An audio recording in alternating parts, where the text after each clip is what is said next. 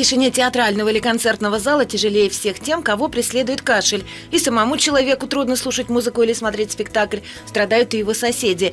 Причиной навязчивого кашля может быть, конечно, состояние здоровья зрителей, ведь билеты, как правило, люди покупают заранее, не рассчитывая заболеть перед представлением.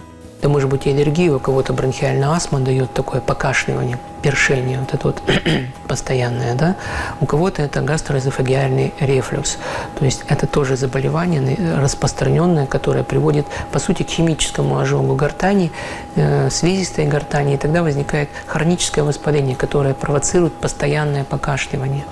И здесь нам необходима помощь и аллерголога, иммунолога, и врача-гастроэнтеролога. Вызывают навязчивый кашель не только проблемы с горлом и желудком, но и заболевания носоглотки. Они раздражают гортань и провоцируют подкашливание, а театральная акустика усиливает эти звуки. Раздражение в горле и, как следствие, кашель могут вызывать и театральные спецэффекты, такие как дым. Еще одна причина – сухой воздух и пыль. Много людей в зале. Кислорода становится меньше. Все это вызывает спазм в горле. Сухой воздух безусловно, играет роль, но если работает нормальный организм, то он сам по себе должен справляться с сухим воздухом, увлажнять.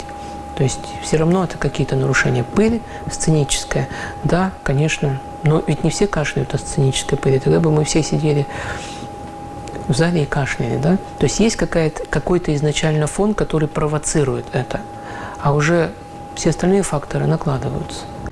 Делаем вывод, если вас в театре кашель мучает не изредка, а постоянно и при каждом походе в театр или на концерт, это повод посетить врача, иммунолога, лора, аллерголога или гастроэнтеролога.